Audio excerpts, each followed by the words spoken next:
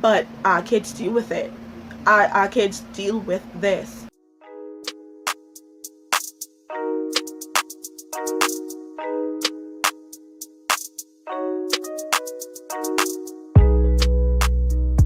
Hi guys, welcome back to my channel as Told by Cleo, and as you can tell from the title, today we will be doing the part 2 for the confidence, how to build confidence and self-esteem. If you haven't watched part 1, go ahead and click the iCards above and watch that video, then come back here. And guys, without further ado, be sure to like, comment and subscribe. Let's get right into this video. Alright guys, so today we're talking about how to build self-confidence and self-esteem, and why self-confidence and self-esteem might be so low. Now, the reason why, okay, let's start off with the definition. Let's not get ahead of ourselves. I would say that over the years, or as time passed, my definition might change, it might elevate, but today I'm going to say that my definition of confidence would be the way you rate yourself. You do not give yourself a high rating. You're not going to dress to make yourself feel good. You're not going to want to fix up. You're not going to want to pamper yourself. Your attitude is always going to be on a low, on a slum. So confidence is the way you rate yourself, and if you do not give yourself a high rating, sis, bro, who do you expect to give yourself a high rating? A lot of people feed off energies. So if you already feel like, or you think less of yourself, everybody's going to think less of you. Everybody's going to pick on you. Everybody's going to, I'm not saying be arrogant or be cocky, but if you know that you, then you are, period. So let's go into why self-confidence or self-esteem might be low. First things first, I would say it might start as a child. A lot of times we find that parents do not affirm positive affirmations into their child, especially in the, well, I'm not going to say in the black community, because I think I would say it's universal. I could be ignorant to the fact of, but I would say it's universal. We might curse at kids, or, oh, you're stupid, or you're just like your daddy, or these things like that, and that's not good, because as kids grow up, they start to believe that thing. Oh, I'm not going to be anything, I'm just like my dad who's in and out of prison, or I'm going to be just like my dad who isn't able to, I don't know, provide for his family, or I'm stupid, or I'm never going to amount to anything. As a parents, if you're watching this, as a parent, if you're a godparent as well, because I am, and I am taking my own advice. As a parent, it is important for you to affirm your child to who they are. Even if they misbehave or they did poorly in something, still affirm them. And if you don't know my profession, I am a teacher. I will link my 50 facts about me above.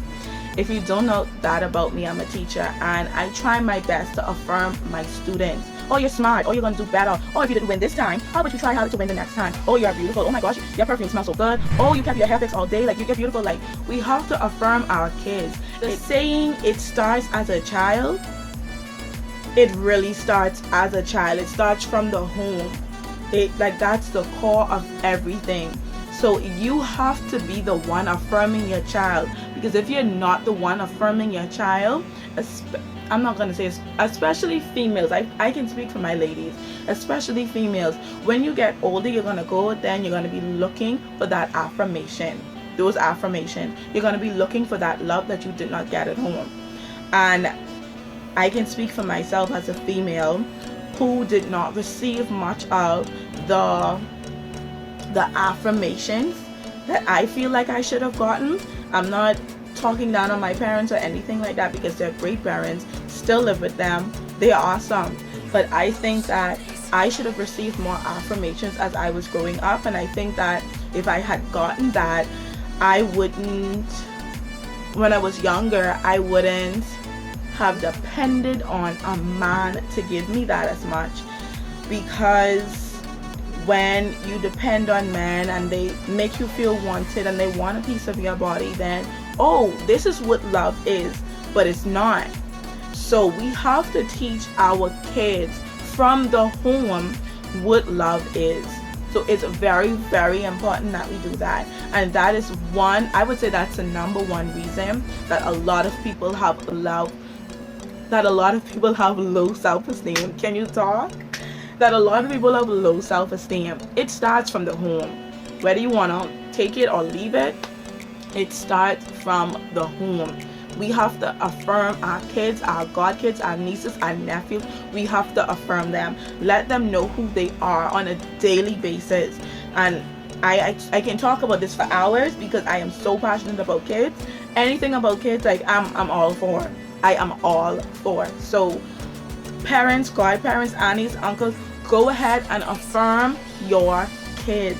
These are our children, especially our females. We do not want them depending on men to show them what love is. Because when they get 13 and 14 and 15 and older men, way older than they are preying on them and wants a piece of their body, that's what they're going to think that love is. And some of them, including myself, grow up to learn that that is not the true definition of love or of confidence or their true worth, you know. And then some of them, they stay like it's no fixing, that is it for them, you know. They continuously think that I have to be with a man in order to be confident, in order to feel good, in order to be loved. So go ahead and affirm these kids that you don't need that. They need to be able to find true happiness. Guys, this is 7 minutes and I have not gotten to the meat of the video. So let's go on to the next point. Another point that can cause low confidence or low self-esteem is school or your workplace. I, for one, well, I haven't left us yet. I haven't left us yet. This video is gonna be up before I leave my current job. We'll talk about that a whole nother video. But yeah, your workplace can affect you in that way where you don't feel like it, like, and we should not, no one should allow it to reach to that point. But when you work in a workplace that is not positive, it can have some effect on you, definitely. And I can tell from experience, like, I would never allow anyone again to allow me to question the profession that I want to do. Never again. And that's one of the number one reasons that I'm leaving. And if anyone ever sees this video that worked with me, I'm not gonna say the name of the school that I worked at, but that's the number one reason. Because working with someone or working at a certain company should never bring you to the point of depression that you question if that's what you want to do. Like, you should be working with uplifting people. If all of us are working in one environment and all of us love what we do, there should never be a reason for anyone to be bringing down people. You understand? We're working together, we're doing our job, and we're going home. Now, you do end up having friendships here and there. If you choose to do that, that's on you. But the workplace and school does it as well, especially I would say from grade 7 and up. That's junior high here in the Bahamas and up, junior high, senior high. And that goes back to affirming our kids, checking on our kids, making sure they're okay, making sure that they're not too stressed out. I know, especially in the Caribbean, we say, oh, you don't know nothing about stress, you're too young for that. But our kids deal with it. Our kids deal with this. So it's important for parents to stay in contact with kids, to have that open space, that no judgment space, for kids to let out whatever is on their mind. You know, that you too young for stress business, let's knock that out the door, because that could lead to kids just giving up and possibly committing suicide. We don't want to even speak that, but let's be real here. So that is some of the causes that I think causes, like, you know, low self-esteem and low confidence, and bullying at school as well. So that's why we should, stay in contact with our kids. Now let's go ahead and talk about how we can possibly build confidence, build self-esteem.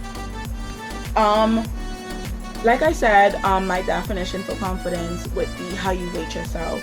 So if you give yourself a high rating, then you carry yourself with a certain level of standard, so that is one way we can build our confidence. We have to look in the mirror and we have to use positive self-talk, and I think I mentioned that in part 1.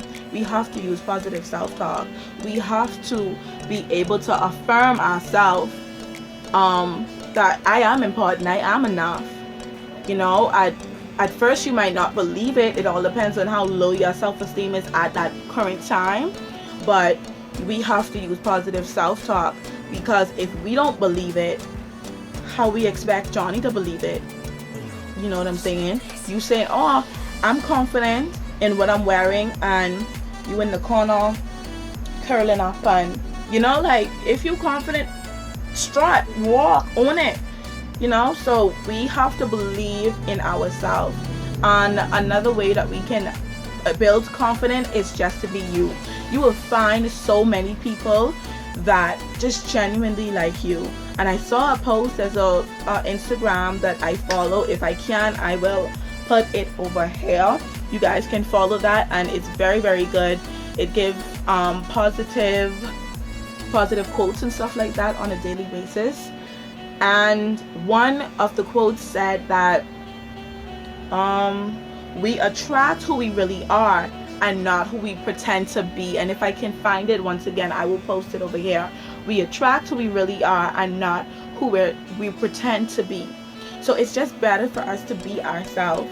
Let's genuinely connect with people or build bonds with people. If you know that you are, a homebody, you're not into partying and stuff, own that. Be you. You don't have to go to all of the parties, just to keep up with the Joneses. No. If you know that you genuinely like being home, then do that. If if every guy's name is Tom and every girl's name is Sally, if every boy likes blue and every girl likes pink, what is the point of us getting to know each other? What is the point of us trying to build conversation if all of us are the same? No one is like you. Go ahead and be you. Be uniquely you. And believe it or not, that was actually one of my little quotes that I had to end my video, but I didn't choose that one. Be uniquely you, and that is my advice to you today. Be uniquely you. Another way that we can build our confidence, build our self-esteem. Many times we forget the things that we've accomplished. Like we might be maybe trying to build that business, get that business started, and just this one aspect of building the business isn't going right, but everything else went right. We are so focused on that one downfall and not appreciating the things that did go right. So remind yourself on a daily basis, on a weekly basis, on a daily basis of the things that you have accomplished. Remind yourself about the things that did go right.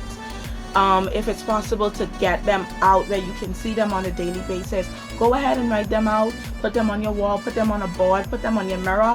I usually take sticky notes and I put them on my mirror. Sometimes I would have to use tape so that it stays, but that's my way of doing it because I don't have a board that I can tack them to as well. But that is, it helps me. You can write out your accomplishments. You can write things that you want to affirm yourself. I am enough. I can do this. I might not be able to do it now, but I am smart. I am beautiful. Things like that. Go ahead and remind yourself of who you are. Because like I said, when things are going wrong, it is so easy to get wrapped up in that, and we forget all the amazing accomplishments that we've done. Alright guys, so my last and final point for this video is going to be aware of your thoughts and beliefs. Be aware of your thoughts and beliefs. Many times we would have this little voice in our head, you're saying out loud, I am enough. There's this voice in your head saying, you know you're not, you don't measure up, you know you can't do it. And we just have to try our best to silence that. So that is why we should say our affirmations as much as possible, so that we can try our best to silence that voice. Now, I'm not going to say saying affirmations on a daily basis or on a weekly basis is going to fix that overnight, or is going to cease it completely, because me, even in my most confident state,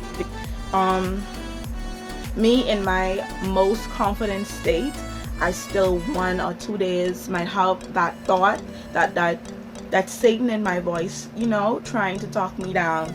So guys, just be you. Be you. Say your affirmations. Remind yourself of the things that you have done. Don't get wrapped up in the things that's going wrong. Don't stress out about the things that we cannot control. And I'm just going to end the video right there. If you guys have any other points that you want to add to this video, go ahead and comment them down below. Let's hear what you have to say. Let's give other C Squad members words of encouragement, or ways that we can all build our confidence. And that's what I want my platform to be about. If I can impact one person, I will continue doing this. So I want to hear from you guys. Go ahead and follow me on my socials. I will have my Instagram somewhere at the bottom. And until next time, stay kind, confident, and courageous. C Squad, we out.